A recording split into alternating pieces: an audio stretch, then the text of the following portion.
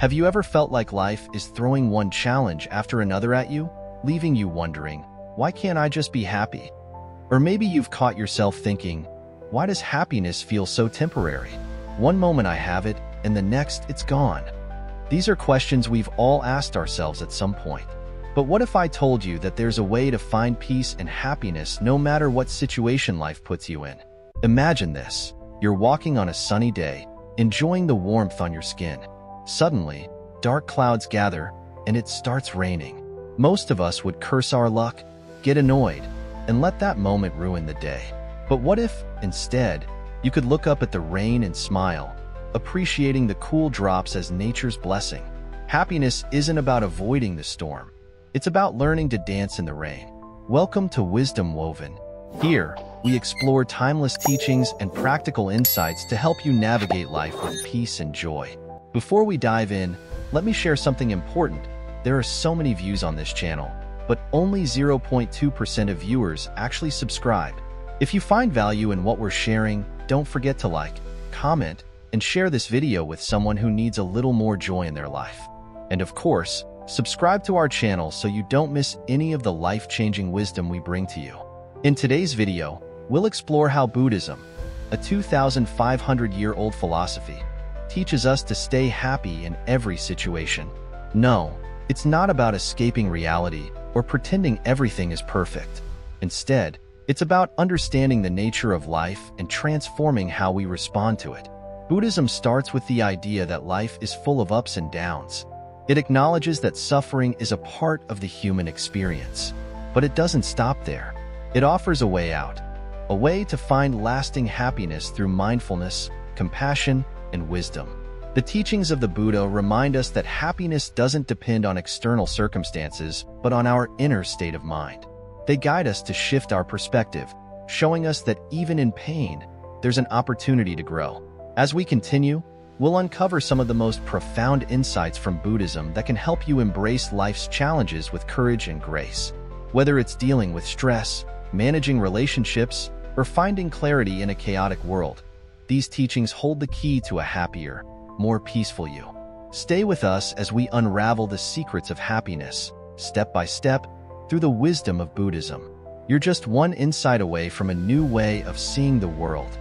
Understanding suffering, the core of Buddhist teachings. Suffering, it's something we all experience in different forms at different times. Whether it's a personal loss, a disappointment, or even just a bad day at work, suffering is something everyone can relate to. But have you ever wondered why we suffer? And more importantly, why does it seem like suffering is such a big part of our lives? In Buddhism, suffering isn't something to fear or avoid. It's something to understand. The Buddha, over 2,500 years ago, said that suffering is an inevitable part of human life. But he didn't just leave us with that heavy truth. He also gave us a path to understand it, transform it, and even move beyond it. The Buddhist teachings begin with the recognition that life, as we know it, is full of suffering. But this doesn't mean that life is purely negative or hopeless. It simply means that no matter how hard we try, we can't escape the fact that things change, people leave, and nothing lasts forever. We can't control every event or outcome, and sometimes things don't go the way we expect them to. So, what exactly is suffering? The Buddha describes it in three key ways: physical pain, mental distress, and existential suffering. Physical pain is obvious: injuries, illness, aging, or death. Mental distress comes from our thoughts, our worries, and our fears. And existential suffering comes from the deeper truth that we can't hold on to things forever. Everything is temporary. Relationships, success, even our own health. All these things change. And in that constant change, we experience loss, disappointment, and sadness. Now, this might sound depressing at first, but let me share an important piece of wisdom from Buddhism. Suffering is not a problem to be fixed. Instead, it's a part of life to be understood. Understanding suffering is the key to finding peace. Let's take a moment to look at the nature of suffering through a simple example. Imagine you're holding a cup of hot tea. If the cup is too hot, it causes pain when you touch it. The solution isn't to complain about the cup or to try and fix the cup itself. The solution is to let go of the cup. When you release the cup, the suffering stops. In life, we often hold on to things. The way we want things to be, the way we think they should be, the people we love, the successes we crave. And when these things change or slip away, we experience suffering. But what if, instead of holding on so tightly, we could learn to let go? Buddhism teaches us that this attachment to things is one of the root causes of suffering. We get attached to our desires, our preferences, and our expectations, and when life doesn't meet those expectations, we feel disappointed or hurt. But if we can learn to see the impermanence of everything around us, we begin to understand that change is inevitable. And when we accept this truth, we can stop clinging to things and start finding peace. The Buddha's first noble truth is often called the truth of suffering, or dukkha in Sanskrit. But this doesn't mean that suffering is the end of the story. It's just the beginning. Because once we recognize that suffering is a part of life, we can begin to understand its causes. And once we understand those causes, we can transform them. You see, suffering is not random. It arises from specific causes. One of the most powerful causes of suffering is craving. We crave things: success, love, material possessions, recognition. We think that if we just get that one thing, everything will be okay. But in the pursuit of these desires, we often create suffering for ourselves. When we can't get what we want, we feel frustrated. And when we do get what we want, we start to fear losing it. This craving and attachment become the cycle of suffering. But the Buddha also teaches us that there's hope. There's a way to end this cycle of suffering, and that's what the second part of his noble truth addresses: the cause of suffering. The second noble truth tells us that suffering arises from our cravings and attachments. If we let go of the things we cling to, we can free ourselves from suffering. This might sound simple, but it's not always easy. Letting go of desires and attachments requires us to change the way we think, the way we approach life. It requires us to be present in each moment, to understand that nothing is permanent. And by doing this, we can start to reduce the suffering we experience, because we no longer hold on to the things that cause pain when they are taken away. But how do we do this? How do we let go of our cravings, our attachments, and the constant need for control? The Buddha's answer is the Eightfold Path, which we'll discuss later. For now, just remember this: understanding suffering is the first step toward freedom from suffering. And once we begin to understand it, we can take the next steps toward a life of greater peace, joy, and acceptance. Let's pause for a moment and reflect on this truth. Life will always have its ups and downs. We will experience pain, loss, and disappointment. But how we respond to these experiences is up to us. If we learn to accept suffering as a part of life, without letting it define us, we can start to live with more peace. And this is the beginning of true happiness. In Buddhism, suffering isn't something to avoid or fear. It's an opportunity for growth. When we face suffering with awareness and compassion, we can begin to transform it. We can choose not to let it control us. And in doing so, we can cultivate a deeper sense of happiness that isn't dependent on external circumstances. As we move forward in this series, we'll explore how to break free from suffering and find true happiness, starting with the wisdom of the Four Noble Truths and the practical steps outlined by the Buddha. But for now, remember, suffering is a part of life, but it doesn't have to define you. Understanding its causes is the first step toward creating a life of peace and contentment. The Four Noble Truths, the foundation of happiness. Let's begin by talking about something that might seem unusual at first: suffering. Sounds strange, right? We usually avoid talking about suffering because it feels uncomfortable, but Buddhism starts with this very idea. Suffering is a part of life. The Four Noble Truths, the core teachings of Buddhism, revolve around understanding suffering and finding a way to overcome it. The first noble truth is simple but profound. Suffering is a part of life. Every person, no matter how rich, how successful, or how lucky they may seem, experiences suffering. It might look different for each person. For some, it might be physical pain, while for others, it could be emotional pain, like sadness or loneliness. Even the happiest moments can come with some form of stress or dissatisfaction. Think about it for a moment.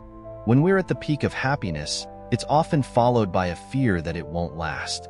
It's the human condition to face challenges, loss, sickness, aging, and even the inevitable reality of death. Buddhism doesn't deny these hardships. It acknowledges them, and by acknowledging them, it allows us to face them without fear.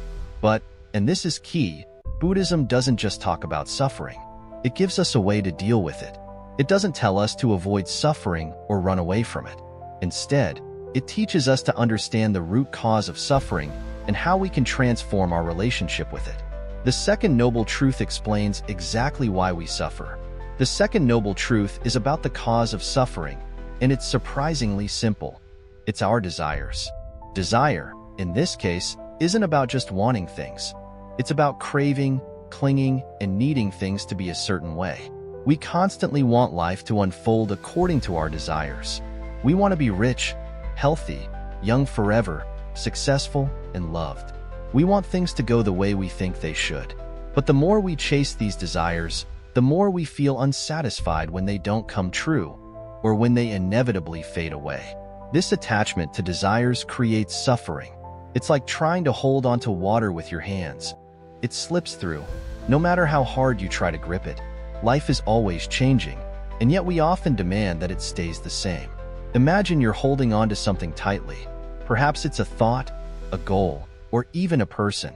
You're gripping it so hard that you can't let go, and when it begins to slip away, you feel frustrated, scared, or even angry. This attachment to things, ideas, or outcomes leads to pain. Buddhism teaches that the key to overcoming suffering is not in changing the world around us, but in changing how we react to the world. Now, once we understand the cause of suffering, the question naturally arises: how do we stop suffering? This brings us to the third noble truth, which tells us that suffering can end. Imagine that. Suffering doesn't have to be forever. This is where the true wisdom of Buddhism lies. It offers hope. It doesn't tell us that life will be perfect, but it does tell us that we have the power to find peace, no matter the circumstances. We can free ourselves from the chains of desire and attachment. By learning to let go, by finding contentment in the present moment, and by shifting our perspective, we can reach a place where we are no longer at the mercy of our cravings. The Buddha teaches that inner peace, free from the constant need for more, is the path to true happiness. And how do we do this? That's where the fourth noble truth comes in, the path to the end of suffering. This is the path of practice, and it's known as the Eightfold Path. It's not just a set of rules or doctrines. It's a guide to living in a way that leads to happiness, peace, and freedom. The Eightfold Path is practical.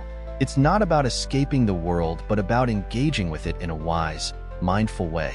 The Eightfold Path begins with right understanding. This is about seeing the world as it truly is, without illusion. We often see things through the lens of our desires, fears, and judgments, but right understanding is about seeing things clearly. It's about recognizing that everything is impermanent, that all things, including suffering, are part of a greater flow of life. When we understand the truth of life, we stop expecting everything to stay the same and stop clinging to fleeting pleasures. The next step is right intention, which is about cultivating a mindset of kindness, compassion, and non-attachment. It's about setting an intention to live without causing harm, without creating suffering for others, and without becoming overly attached to our own wants and needs.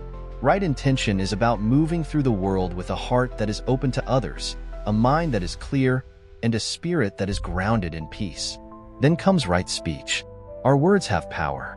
They can heal or they can harm. Right speech means speaking truthfully, kindly, and with purpose. It means avoiding gossip, lies, and harmful words.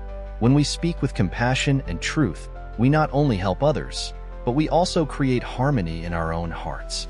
Right action follows. This means living a life where our actions are aligned with our values. We avoid actions that cause harm, whether it's stealing, lying, or hurting others, and we cultivate actions that are kind, generous, and ethical. Right action is about living in a way that brings us peace, not regret. The next step is right livelihood. This refers to the work we do. In Buddhism, right livelihood means earning a living in a way that does not harm others. It's about engaging in work that is ethical and beneficial to society. Whether you're a teacher, a doctor, or an artist, the work you do should contribute positively to the world around you. Right effort is the next part of the path. and it's about cultivating a mind that is both strong and steady. Right effort means striving to develop positive qualities like kindness, patience, and mindfulness while letting go of negative qualities like greed, hatred, and ignorance. It's about making an effort to improve oneself, not through force or struggle, but through consistent, mindful practice. Right mindfulness teaches us to be aware of the present moment. We often get lost in the past or future, worrying about what's gone or what's coming. But right mindfulness is about fully experiencing the present moment, noticing our thoughts, feelings, and surroundings without judgment. When we practice mindfulness, we become aware of the patterns in our mind that lead to suffering and can learn to shift them. Finally, right concentration is about training the mind to focus. In meditation, we practice concentration by focusing on one object or thought, like the breath. This helps to calm the mind and cultivate deeper insight. Right concentration is about developing the ability to focus deeply and clearly without distraction, which leads to a more peaceful and mindful life. So, the Four Noble Truths and the Eightfold Path together provide a map for transforming suffering into happiness. It's not an overnight process. It takes time, practice, and patience. But through this path, Buddhism shows us that it's possible to find freedom from suffering, to live in peace with ourselves and others, and to walk through life with a heart full of love and wisdom. The Four Noble Truths don't just explain the nature of suffering, they offer us the tools to transform our lives. It's a reminder that happiness is not something we have to wait for or hope for. It's something we can cultivate right now, in every moment, by shifting how we think, how we act, and how we see the world around us. Mindfulness and meditation, the gateway to joy. Let's take a moment to slow down. Can you feel your breath right now? The rise and fall of your chest as air enters and leaves your body? Can you hear the sounds around you? Maybe the ticking of a clock or the faint hum of distant voices? If you stop and listen, you'll realize that life is happening all around you, in every small detail. And yet, how often do we miss it? How often do we rush through our days, caught up in a whirlwind of thoughts and worries, never truly present? This is where mindfulness and meditation come in. These are two of the most powerful tools in Buddhism that can help you find peace and joy, no matter what's happening in your life. But what exactly do they mean? Mindfulness is simply the practice of being fully present in the moment, paying attention to what's happening right now, without judgment. It's about bringing your awareness to the current moment and noticing the world around you, your thoughts, your feelings, and your body. It sounds simple, doesn't it? But if you really think about it, how often do we live in the present? Most of us spend our time thinking about the past or worrying about the future. Our minds are constantly jumping from one thought to the next, rarely staying still. We might replay past conversations, wondering if we said the wrong thing, or we might stress about what might happen tomorrow. This constant mental chatter takes us away from the present moment and from the joy that's always available to us. When you practice mindfulness, you begin to notice how your mind works. You might see how easily it wanders, how it clings to certain thoughts, and how it runs in circles. But rather than judging yourself, you learn to simply observe. You don't have to control your thoughts, but you do need to acknowledge them without letting them take over your life. Meditation is the practice that helps you strengthen mindfulness. It's the time you set aside to quiet your mind, to focus your attention, and to simply be. Many people think of meditation as sitting cross-legged for hours, but it doesn't have to be that way. Meditation can be as simple as sitting quietly for 5 minutes and paying attention to your breath. The beauty of meditation is that it trains your mind to focus and calm down. In this state of stillness, you begin to see things more clearly. You notice your thoughts, but they don't control you. You feel more connected to the present moment, and as a result, you become more aware of the happiness and peace that are always available to you. The practice of mindfulness and meditation in Buddhism is about letting go of distractions. We all have distractions. Some are external, like our phone buzzing or a loud noise outside. But the biggest distractions are often internal. Our minds are filled with worries, desires, regrets, and expectations. These internal distractions pull us away from the present moment, making it hard to feel at peace. Through mindfulness and meditation, we begin to quiet those distractions. In the stillness, we create space for joy to arise. we realize that happiness is not something we need to chase. It's always here, just waiting for us to notice. When you're mindful, you start to appreciate the simple things in life. The sound of rain tapping on your window, the warmth of a cup of tea in your hands, the smile of a stranger, the breath that sustains you. These small moments become sources of joy because you are fully present with them.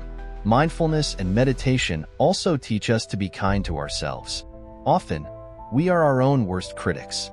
We judge ourselves for our mistakes, our flaws, and our imperfections. But through mindfulness, we learn to accept ourselves as we are, without judgment. We realize that we are worthy of love and compassion, just like anyone else. In meditation, we create a safe space for ourselves to just be. We don't need to prove anything. We don't need to be perfect. We don't need to be anywhere other than where we are right now. This acceptance brings peace, and from peace comes happiness. Buddhism teaches that mindfulness isn't just about sitting on a cushion in silence. It's about bringing that awareness into everything you do. Whether you're washing dishes, walking in the park, or talking to a friend, you can practice mindfulness in every action. The key is to bring your full attention to whatever you're doing, without distraction. For example, when you're eating, try to really pay attention to the food in front of you. Notice its colors, its textures, the way it smells. Take a bite and savor the taste. This simple practice can turn eating into an experience of mindfulness, where you're fully present with each bite. Mindfulness also helps us manage difficult emotions.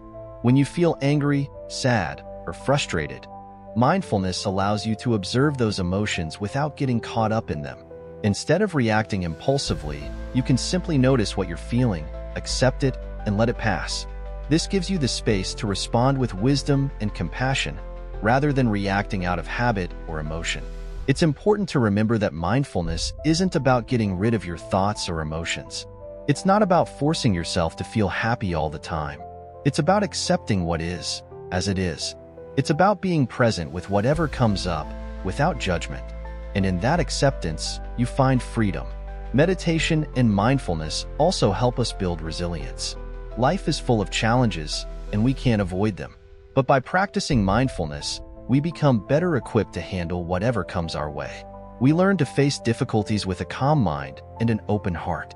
We develop the strength to weather life's storms without losing our sense of peace. As you deepen your practice, you'll begin to notice a shift in your life. You'll feel more connected to the present moment, more aware of the beauty around you, and more at peace with yourself. You'll find that happiness doesn't depend on external circumstances, but on your ability to stay present and accept life as it is. The journey of mindfulness and meditation is ongoing. It's not about achieving some perfect state of calm or happiness. It's about learning to be with life as it unfolds, moment by moment. It's about learning to see things as they truly are, without the filters of judgment or expectation. So, take a deep breath right now. Close your eyes if you can, and just notice the sensations in your body. Feel the weight of your feet on the ground. Listen to the sounds around you. Be present. This is the beginning of your practice, and it's the gateway to a life of joy, peace, and true happiness. In the next part, we'll explore how the concept of impermanence can further help you cultivate peace and joy in your life. But for now, remember that mindfulness is always available to you, in every moment, in every breath. The concept of impermanence, embracing change, life, in all its beauty and complexity, is constantly changing. Have you ever noticed how a flower blooms and then fades? Or how the seasons shift from winter to spring, from summer to autumn, and back again? Everything in this world is in a constant state of flux. Even the thoughts we have are never the same from one moment to the next. This is the truth of impermanence, one of the core teachings in Buddhism. It reminds us that nothing lasts forever. We might think of impermanence as something negative, as though it's a reason for sadness or fear. But when you truly understand it, you'll realize that impermanence is actually a great gift. It's the key to understanding why we suffer and how we can free ourselves from suffering. Let me explain. In Buddhism, impermanence is referred to as anicca. This word doesn't just mean that things change. It means that everything in life is temporary. The joy you feel today may not be the same tomorrow, and the pain you experience now won't last forever either. In fact, Both joy and sorrow are passing moments, like clouds drifting across the sky. Think about it. When you're going through a tough time, doesn't it feel like that moment will never end? But as time moves forward, the pain starts to fade and things get better. On the other hand, when life is going well, we sometimes fear it won't last. We worry about what could go wrong. But the truth is, just as good times come and go, so do the difficult ones. Everything changes, and that's okay. The Buddha teaches us to embrace this impermanence. Instead of resisting change or clinging to moments that have passed, we should learn to live fully in the present. When we understand that everything is temporary, we begin to appreciate each moment more deeply. It encourages us to let go of attachments and embrace the flow of life without fear. Imagine you're sitting in a peaceful garden, watching a butterfly flutter by. You know the butterfly won't stay forever, but in that moment, you appreciate its beauty.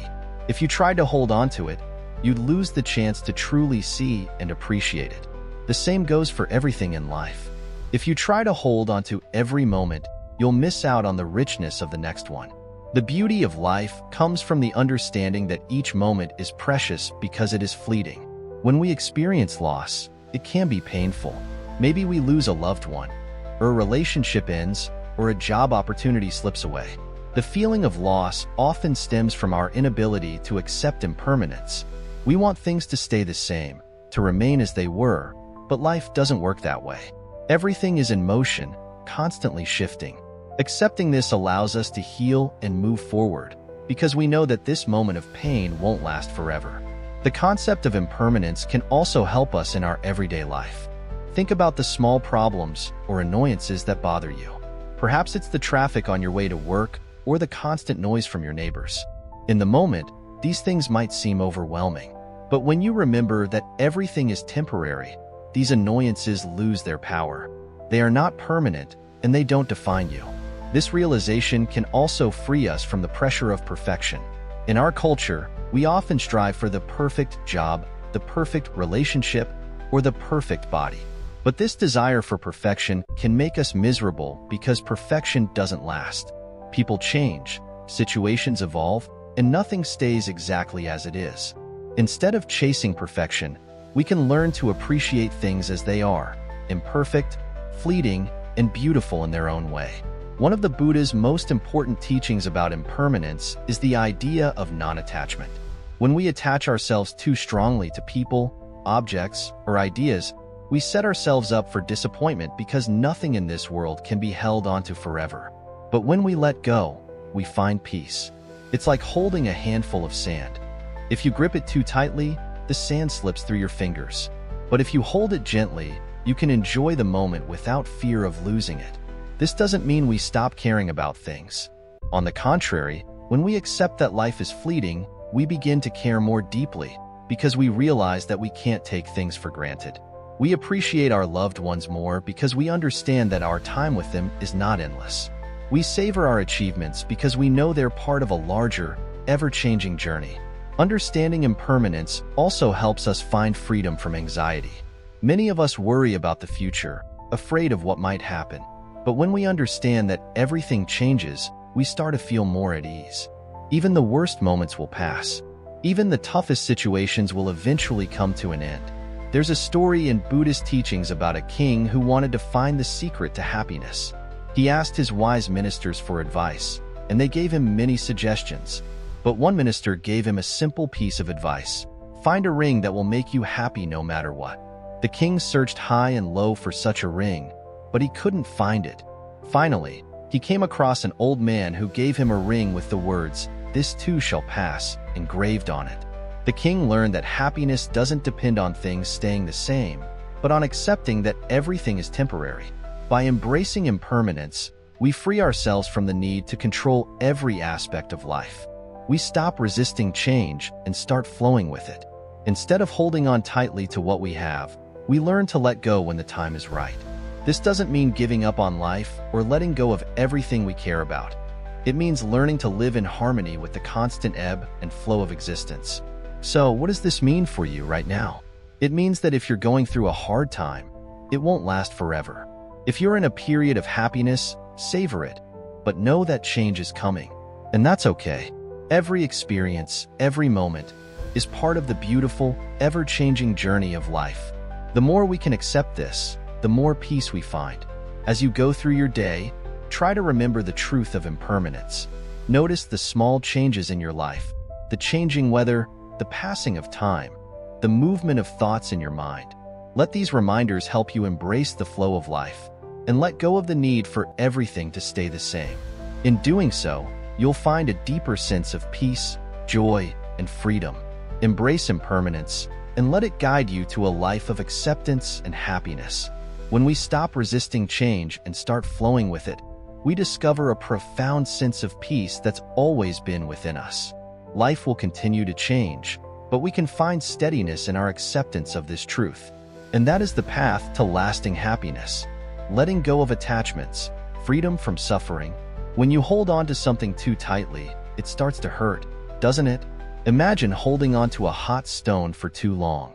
At first, it might feel fine, but soon, the heat becomes unbearable. Yet, instead of letting it go, you hold on, thinking that somehow, the pain will lessen.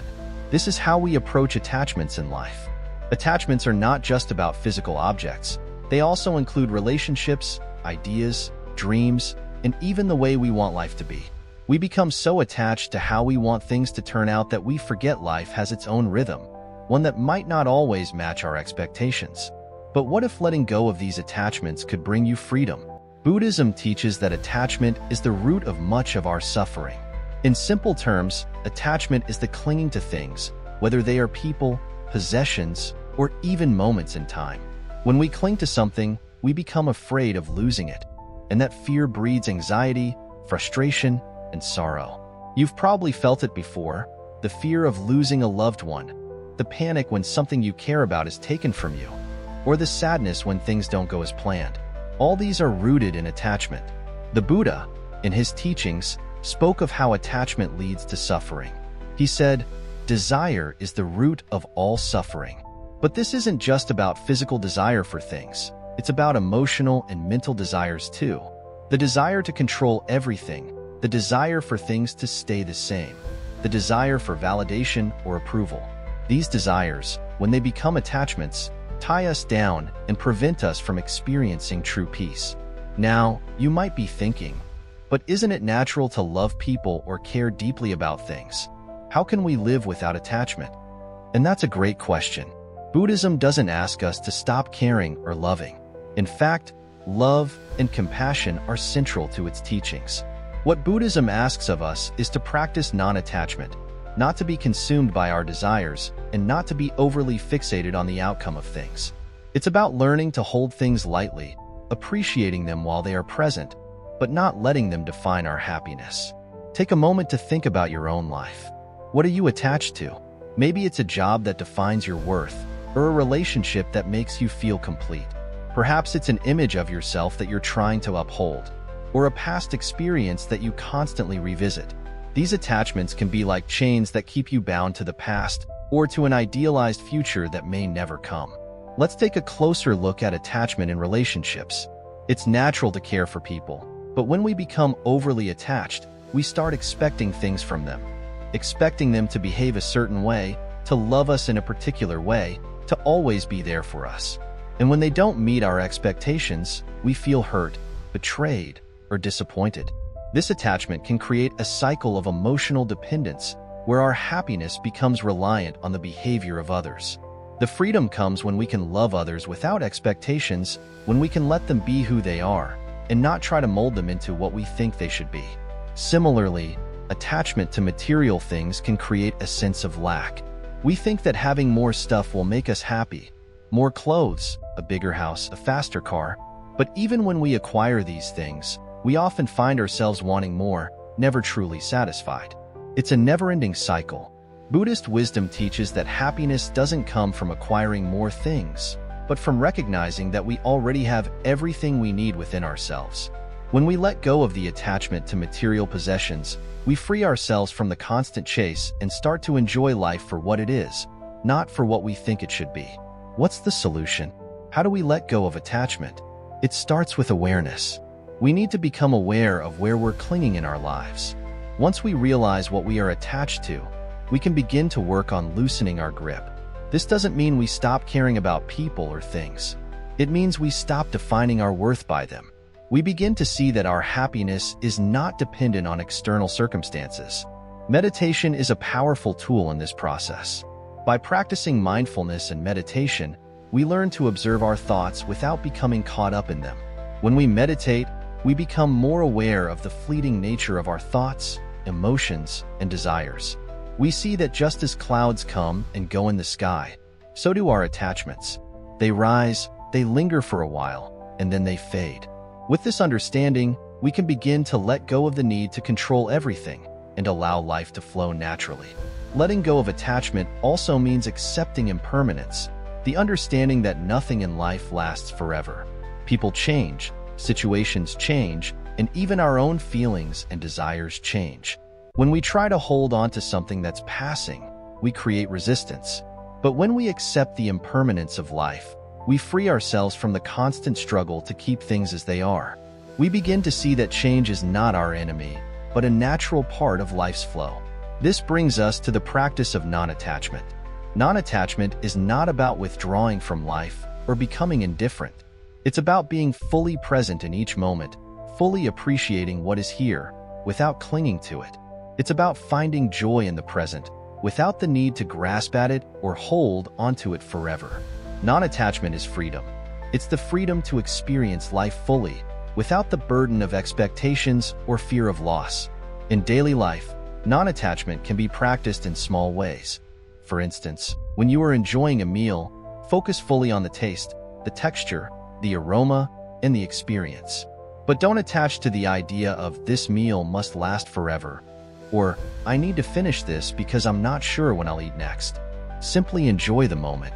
If you're having a conversation with someone, be fully present in the exchange, without worrying about what they might think of you or how long it will last. Let go of the need to control or hold on to the moment. As you begin to let go of attachments, you'll find that your mind becomes quieter, your heart lighter. You'll discover a deeper sense of freedom and peace. You'll no longer be a prisoner of your desires, but instead, you'll be free to live life with open hands, embracing whatever comes your way with grace and acceptance. Letting go of attachment doesn't happen overnight. It's a practice, a journey that unfolds gradually. But with each step, you move closer to freedom.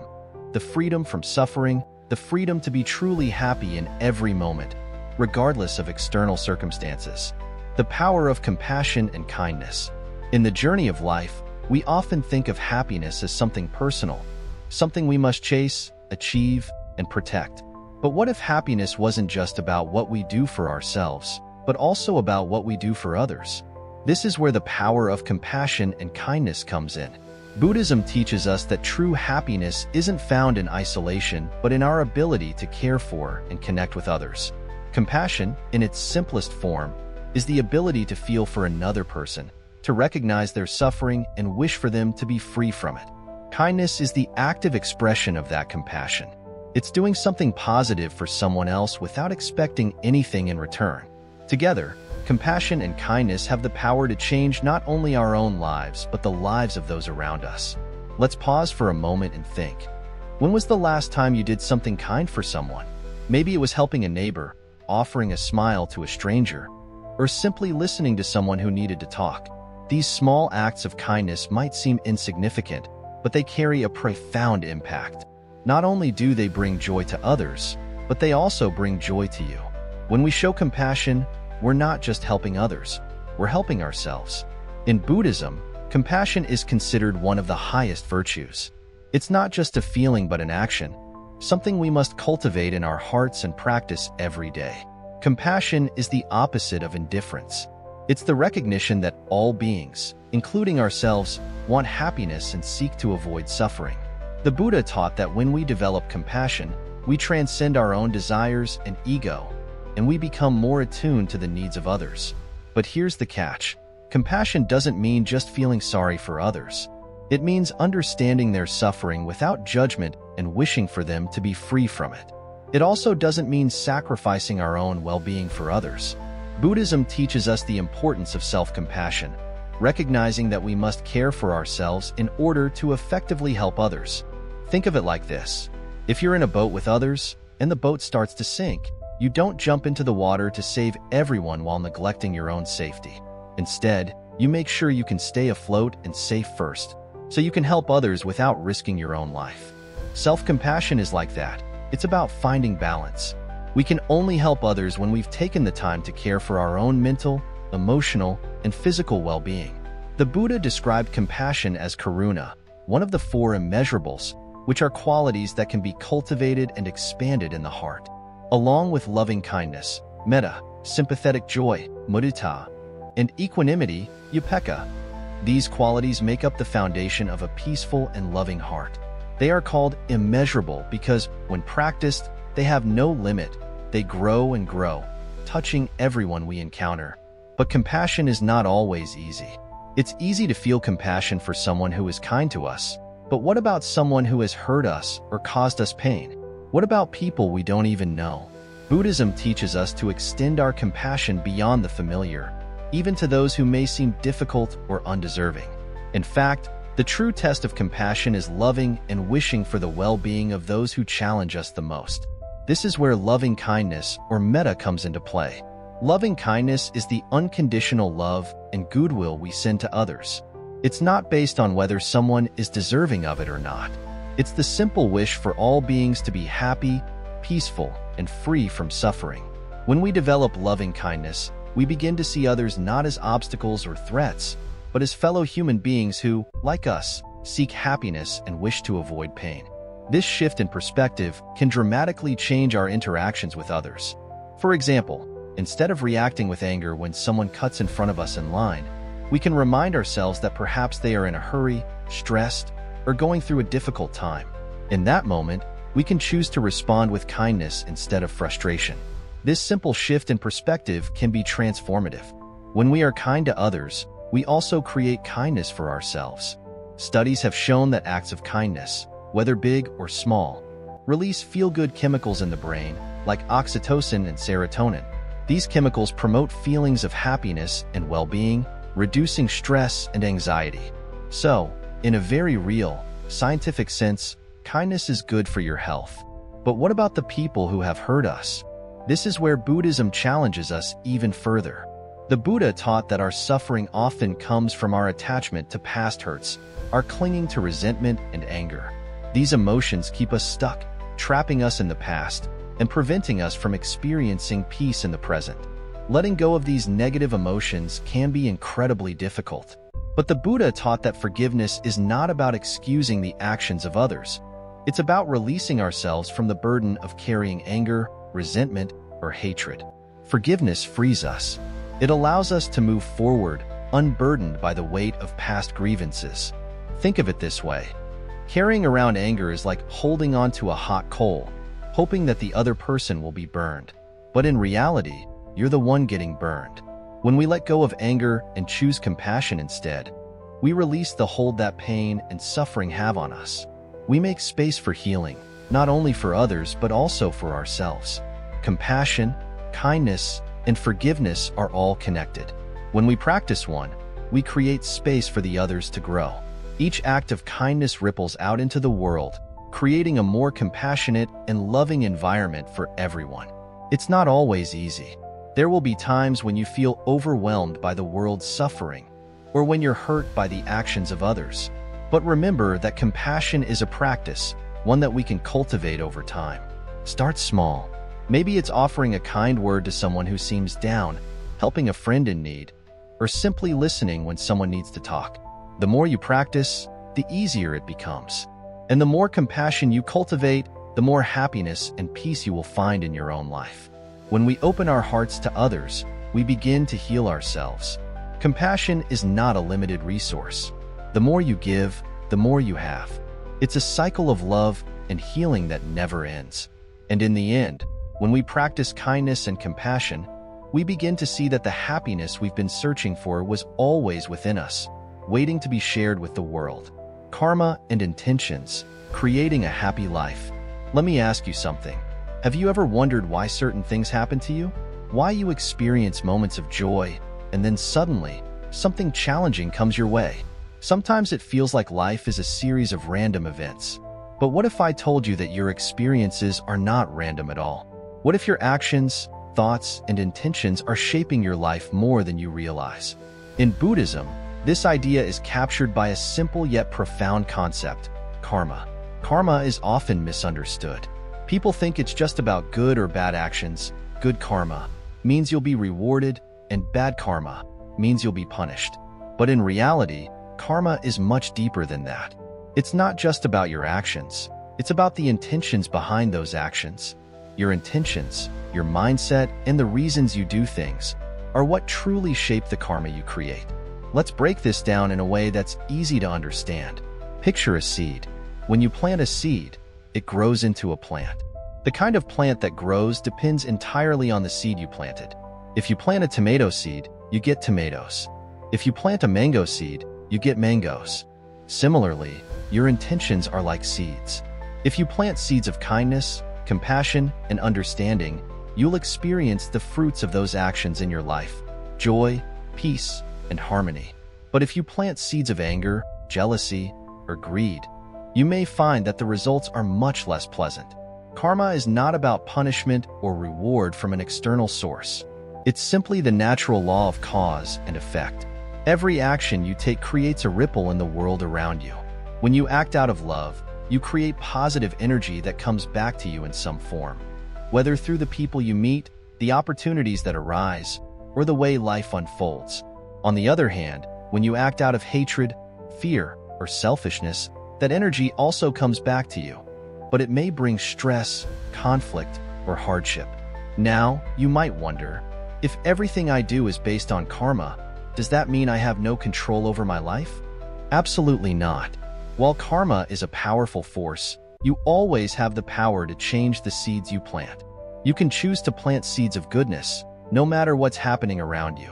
Let me share an example. Imagine two people, both facing a difficult situation. One person reacts by becoming angry and frustrated, blaming others for their misfortune. The other person, though facing the same challenges, chooses to remain calm and kind, seeking solutions rather than focusing on the problem. Both people are creating karma, but the second person is planting seeds of peace, patience, and wisdom. Over time, this person's life will likely unfold with more harmony and less conflict, simply because their intentions were rooted in a positive, constructive mindset. In Buddhism, our intentions are so important that even our thoughts create karma. If you think positively about others, even if you don't immediately act on those thoughts, you're still creating positive energy. But if you think negatively, maybe you hold grudges or judge others unfairly, you're planting seeds of negativity in your own heart. These seeds might not sprout immediately, but over time, they will affect how you feel, how you act, and how you experience life. The good news is that you can change your karma at any time. You can start right now by becoming aware of your intentions. Ask yourself, why am I doing this? What am I hoping to achieve? Am I acting out of love and kindness, or out of anger and fear? The more you check in with your intentions, the more control you have over the direction your life takes. But it's not just about being careful with your thoughts and actions. It's also about understanding that you can't control everything that happens to you. Life will still present challenges, and sometimes those challenges will feel unfair. However, by focusing on your response to those challenges, your intention in those moments, you can create a happier and more peaceful life, regardless of the circumstances. Let's take a deeper look at how karma works in real life. Imagine a person who constantly helps others, shares what they have, and remains patient even when things don't go their way. This person is planting seeds of kindness. Even if they face difficulties, the good karma they've built up over time will eventually bring rewards, whether through unexpected support from others, a sense of inner peace, or even opportunities that align with their values. On the other hand, someone who acts out of greed, hurt, or frustration will face challenges that reflect those negative energies, causing stress, misunderstanding, and isolation. So, how do we use this understanding of karma to create a happier life? The first step is to develop awareness of your intentions. Think before you act. Ask yourself, what is motivating my words, actions, or decisions? Is it coming from a place of love, compassion, and wisdom? Or is it coming from a place of fear, greed, or anger? The second step is to cultivate positive intentions. Start small. You don't have to be perfect. Every time you choose kindness over judgment, patience over frustration, or compassion over indifference, you're planting positive seeds that will grow into good karma. The third step is to trust the process. Karma works over time. You may not see immediate results, but trust that the seeds you plant today will bear fruit in the future. Just like a farmer waits for the seeds to grow, you must be patient and trust that your good intentions will bring about a happier, more peaceful life. Lastly, remember that karma is not about perfection. It's about progress. It's about learning from your mistakes, making better choices, and continuously striving to live with good intentions. Each moment is an opportunity to choose differently and plant new seeds for the future. By understanding karma and the power of intentions, you gain the ability to create a life that reflects your true values. No matter what happens to you, no matter the challenges you face, you always have the power to shape your life through your actions, thoughts, and intentions. Embrace this power, and you'll begin to see how your life transforms into one filled with greater joy, peace, and fulfillment. The middle way be balance in every situation. Life often feels like a never-ending cycle of extremes.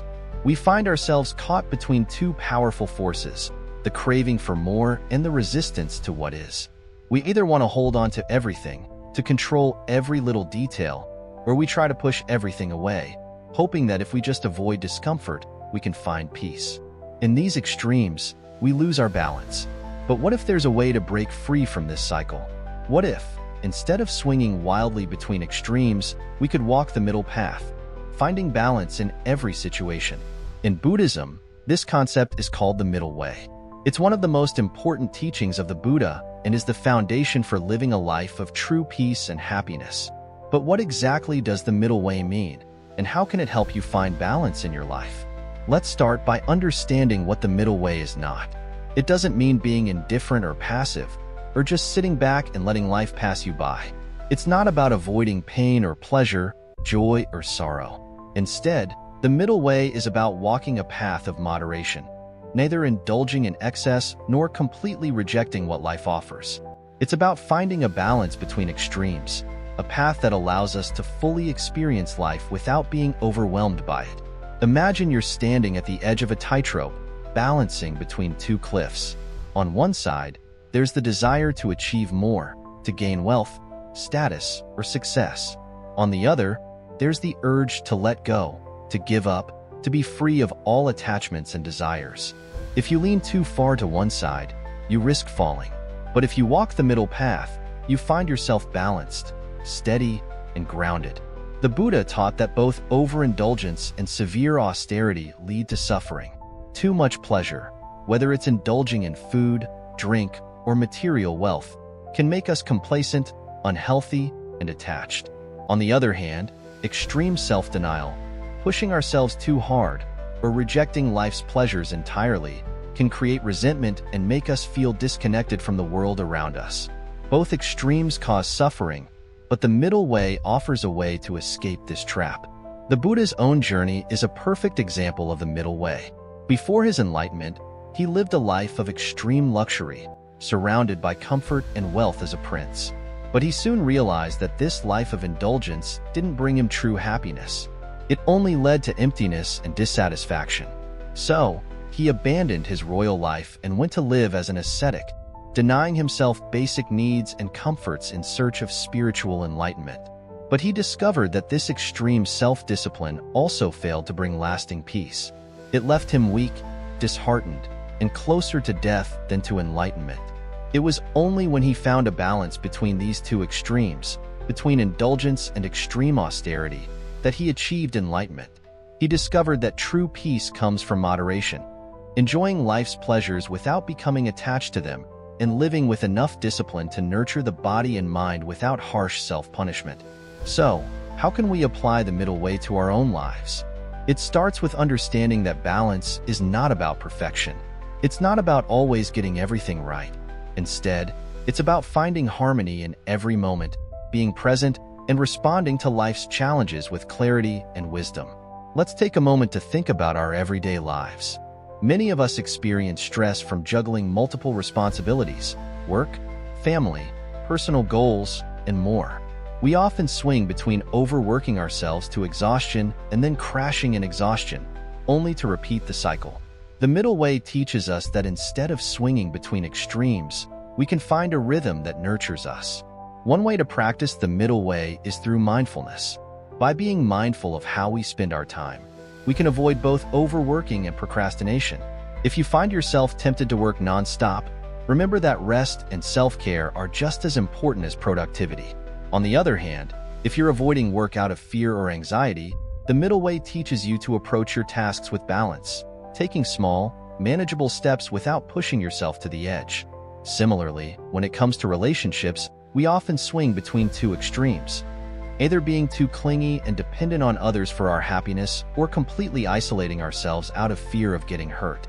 The middle way teaches us to build healthy, compassionate relationships without losing ourselves in the process.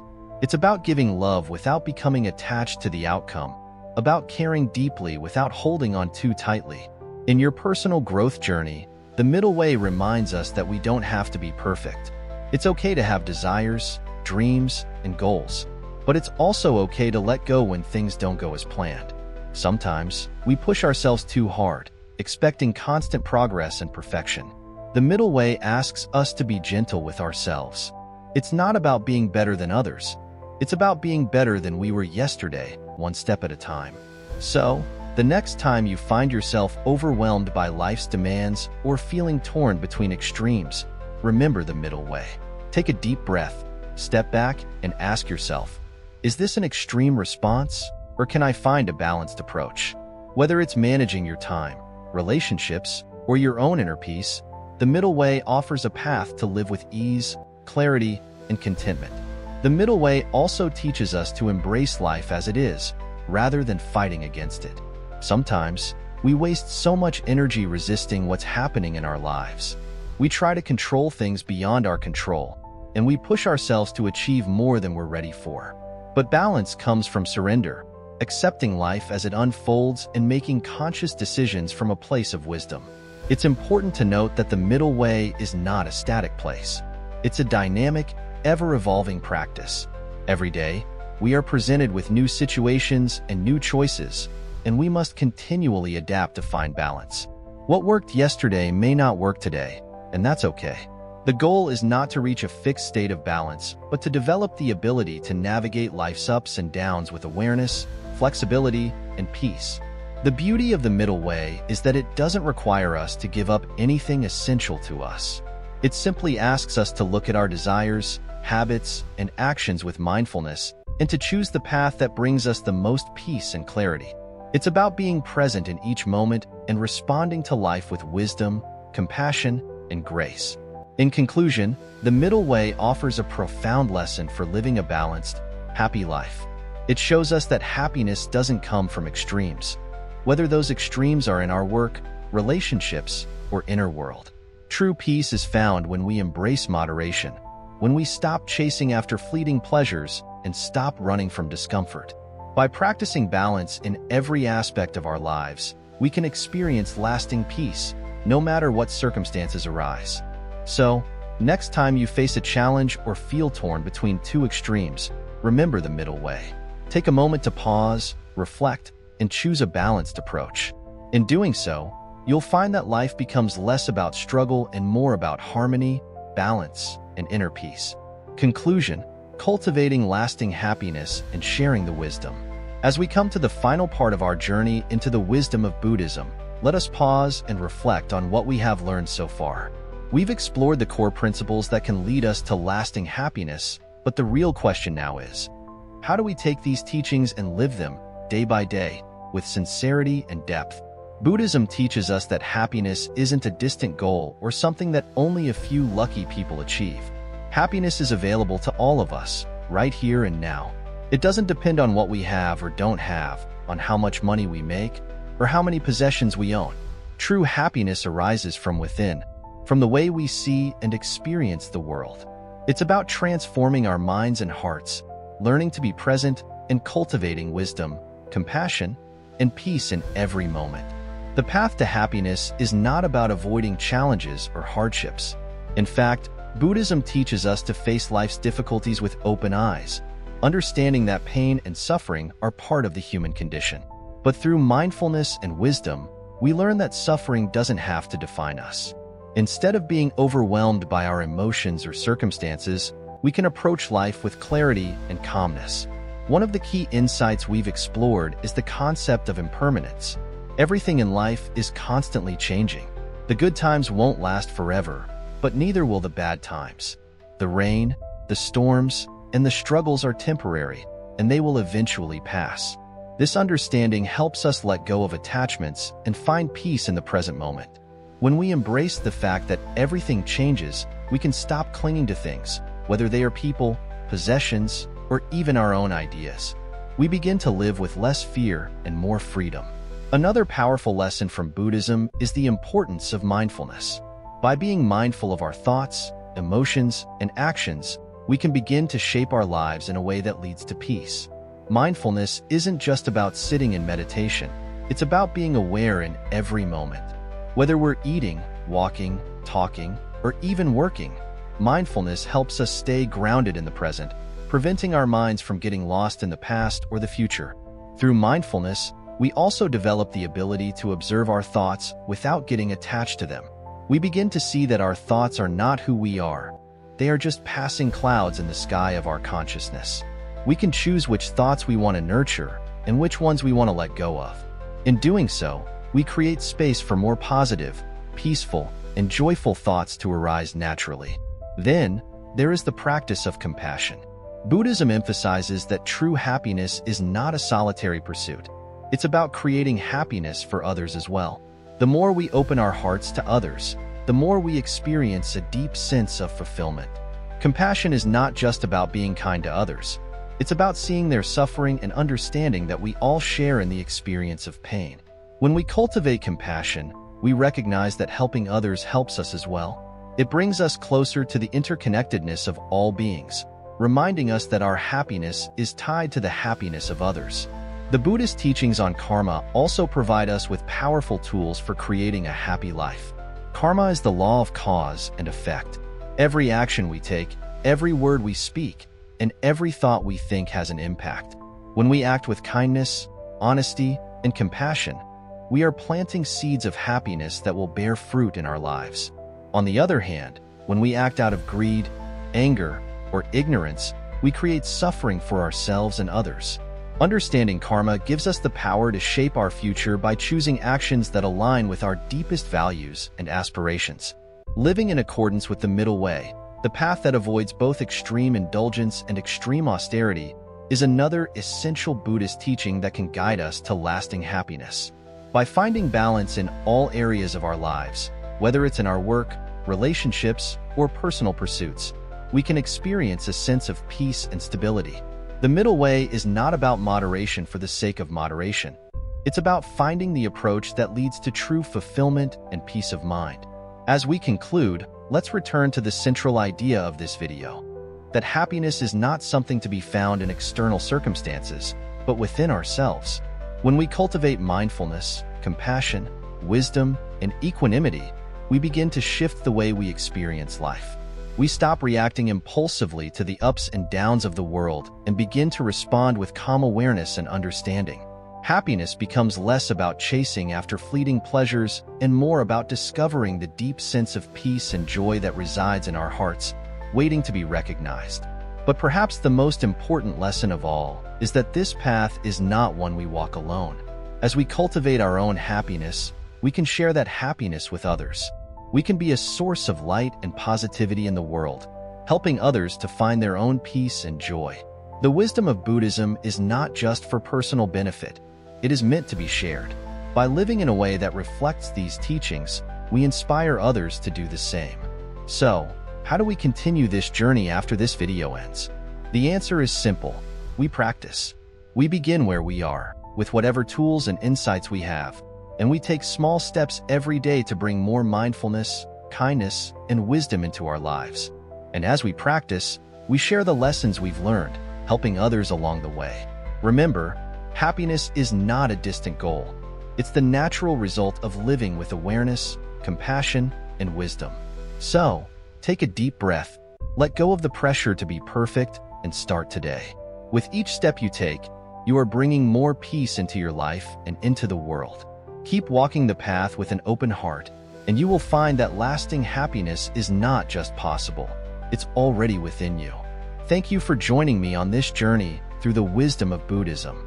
May you continue to cultivate happiness in every moment, and may your life be filled with peace, joy, and love.